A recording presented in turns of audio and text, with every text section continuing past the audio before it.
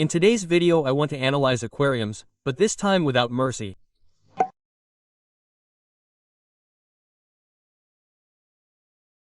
Let's see where to start. First of all, I like the aquarium itself. It's clear, it's very easy to drain and clean, which is appreciated. Then I also see that you have the topic of fans here. I love that my tutorials are useful to you, especially the topic of fans for the summer.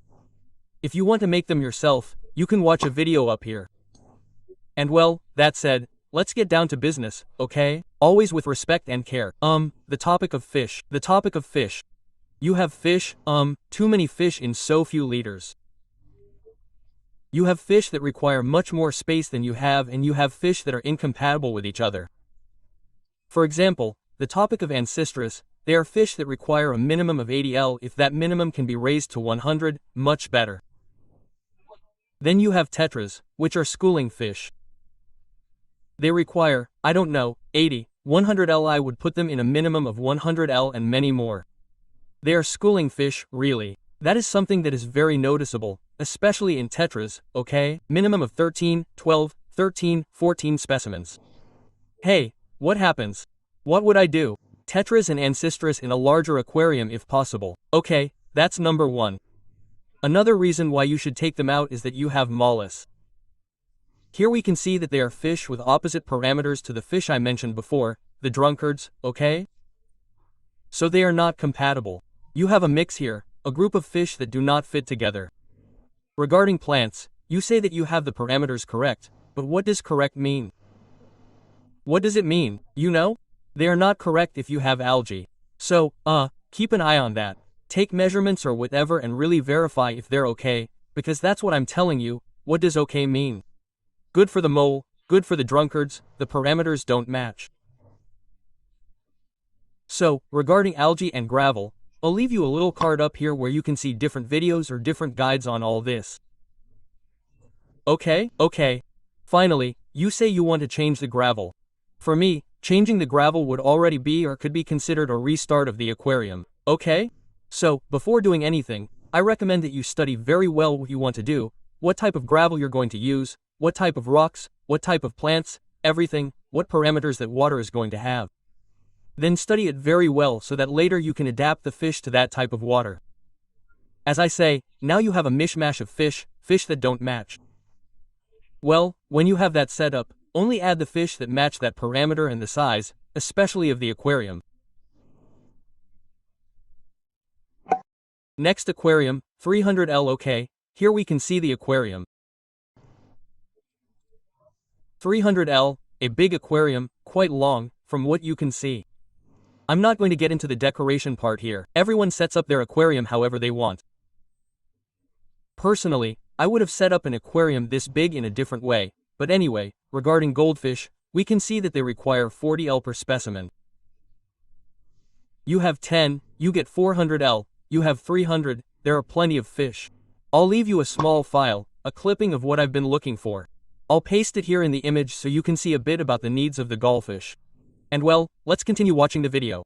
Here we can see that you show us the cabinet with all the gadgets you need for maintenance, the zoom and such. You can see the zoom there. And well, that's it, a big aquarium. It's a big aquarium. The issue with the current is that I don't know about golfies, I've never had them. I honestly don't know, I have no idea, but searching for information I haven't found anything about it. So I'm sure the guys watching this video in the comments below will be able to help you. Next aquarium, 40 L. Okay, let's see. This is a typical newbie thing, right? We buy an aquarium, let the seller advise us or even see the fish that we like the most and put them in the aquarium, right? Yes. You have here something totally incompatible about population. It's incredible. My head is exploding here. Boom. Okay, things, for example, goldfish on the one hand, okay?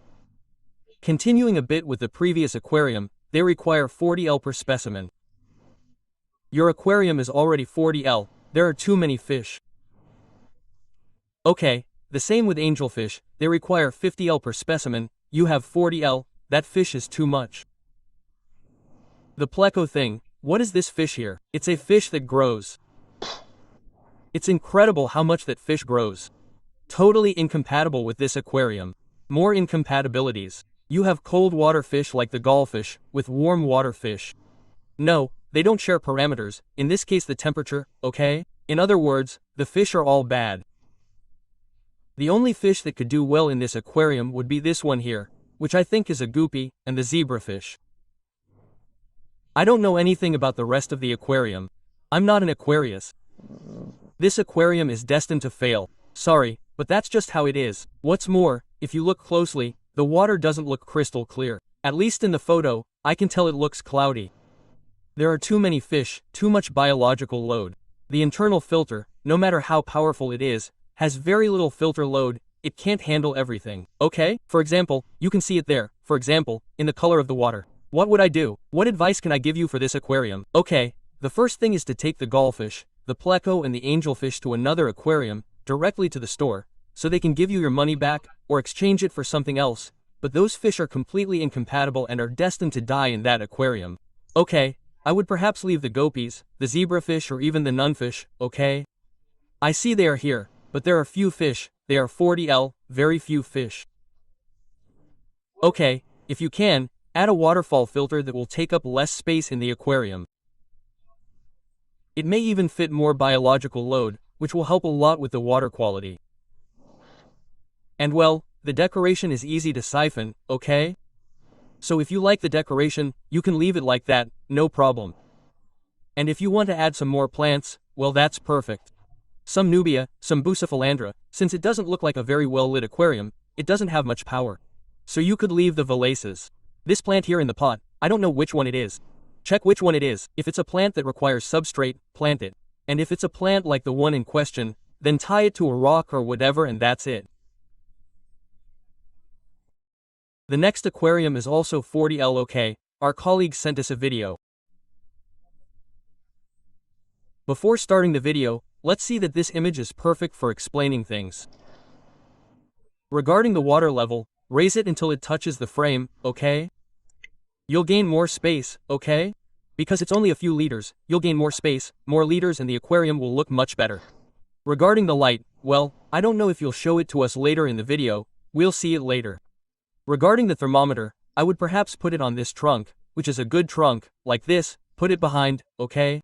Since you have space here on the sides to be able to see the thermometer, put it here behind so it's hidden. And regarding the magnet, take it out and use it only when you're going to need it. Let's start the video. What I like most about this aquarium is, without a doubt, the trunk. The trunk is amazing, it's incredible, perfect for this aquarium. I love it, send it to me home. I love the trunk, it's incredible, above all, it already has a natural cave. I mean, this trunk is incredible. Never throw it away because it has incredible potential. I stopped this frame. Why? Because this plant is probably an emerged plant, not a submerged one. In other words, this plant is going to die here. It's not a plant that's compatible with being inside the aquarium. Okay? Then the volcanic tier, with the finest white sand, I really like that detail. This skull is made of resin, I understand. Well, if you like it, perfect. I personally don't dislike it, but well, I don't think the setup really suits it. It looks really big to me. This back part is cool because it's a continuation of the cave and you can also peek in there and see what's behind it, which is good. There we can see two angelfish. They look tiny, but these fish grow really big. As I said in the previous aquarium, they require a minimum of 50L each and the total is 40. These fish will undoubtedly have problems here, they will suffer from dimorphisms, they require a much larger aquarium. In other words, yes, to answer your question, yes, these fish require a large aquarium, but right now, seeing the setup a little bit, remember that, for example, in order to not have so many things inside the aquarium, like the thermometer, this setup is ideal. It's perfect for hiding a small STC1 probe, which I'll leave a video of up here. It's perfect for this aquarium. I highly recommend it, regardless of the type of aquarium you have. It is 100% recommended. Here we are going to see the lighting. I understand that this screen is some kind of home spotlight, rather than an aquarium spotlight, but hey, it looks good, it lights up enough, and that's it for the video.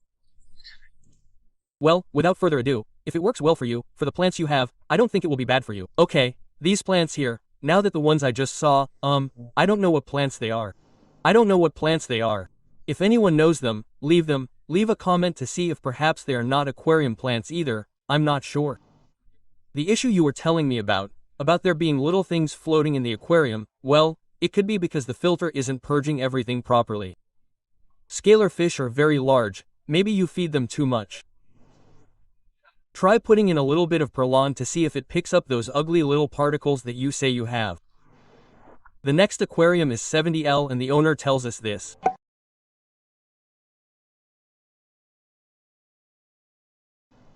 Come on, here we can see the aquarium.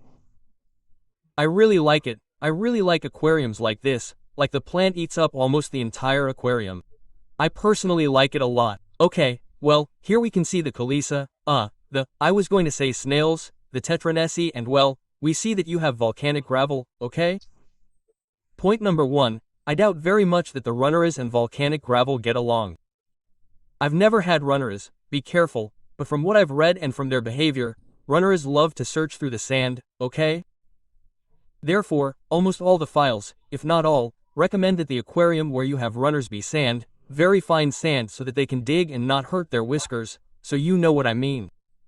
Okay? So, volcanic gravel, well, everyone knows it, it's porous. I even think that if you take volcanic gravel and scratch your hand, you'll cause a wound, okay? So I think that runners don't do well with that type of gravel.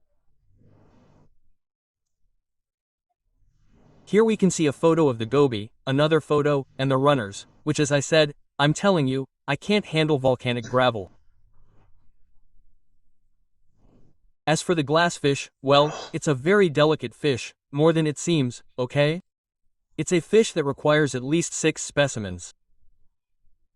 It's a fish that is greatly affected by solitude and, well, it's a fish that seems easy, but it's relatively difficult to care for, right? These aspects must be taken into account. In addition, stores usually sell them very small, measuring 4 or 5 centimeters, but they are fish that grow much larger, so they require a minimum of 100L aquarium. Tetranesi and galaxy fish require a pH of, a maximum of 7, and if you have more than that, the pH is not compatible. The cool ones, well, in this aquarium, they are also a species that likes to hide in such. Volcanic rock can harm them and they also require larger aquariums. 100L there are only 2 aquariums left, but this one is 450L. He sent us a video. Here you have it, let's watch it. Well, later I will comment on some things that this aquarium also has quite a few things to comment on. There you can see the internal filter, the amount of power it has, the Venturi effect, how much oxygen it provides to the aquarium and well, the number of incompatible fish that there are in this aquarium. On the one hand, you have fish that don't fit in this aquarium, such as koi. Koi grow, I think, if I'm not mistaken, up to 60 centimeters, right? So they are definitely pond fish. 450L is a large aquarium, but it's still insufficient for this type of fish. On the other hand, we see that you have Golfi, so they are perfect for this aquarium because they require about 40L per specimen and you have a very good aquarium, so this aquarium is perfect for Golfi in that sense. And well, it has species of warm water with cold water such as zebrafish, Otocinclus, plecos, right? They are fish that normally have warmer water. Regarding filtration, going back to filtration, for such a large aquarium and especially for the fish you have, I would definitely put an external filter or even 2. 2 external filters, 1 on each side. In the event that one fails, we wouldn't lose the entire colony and all the disaster that could entail. 2 external filters, without a doubt. In such large aquariums, internal filters, in my opinion, become ineffective, but 100%. I would honestly leave this aquarium only for the Golfies. They are perfect. The rest of the fish are completely unnecessary. And finally, the last aquarium, a 60L Chilean aquarium.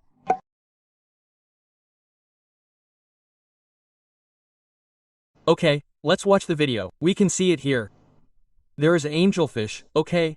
Which, although it requires an aquarium of about 50L and yours is 60, it is a fish that requires more specimens, so the moment we add one more specimen, it will require more liters, so this fish in your aquarium is redundant. It is also compatible in terms of parameters with the mollusks that I have seen you have here, for example, okay? So no, it is not compatible. It is not compatible. Here we can see the CO2 diffuser, all the bubbles. It's an effect that I really like, honestly. And then the gourami thing.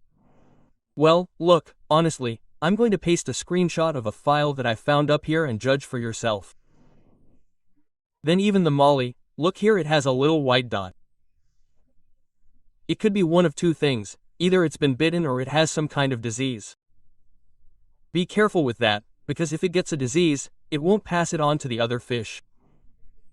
In conclusion, if you really want to have an aquarium, you want it to be stable, healthy and with healthy fish, what I would do is take these fish out and put, on the one hand, fish that are compatible with the parameters you have and compatible with the size of the aquarium.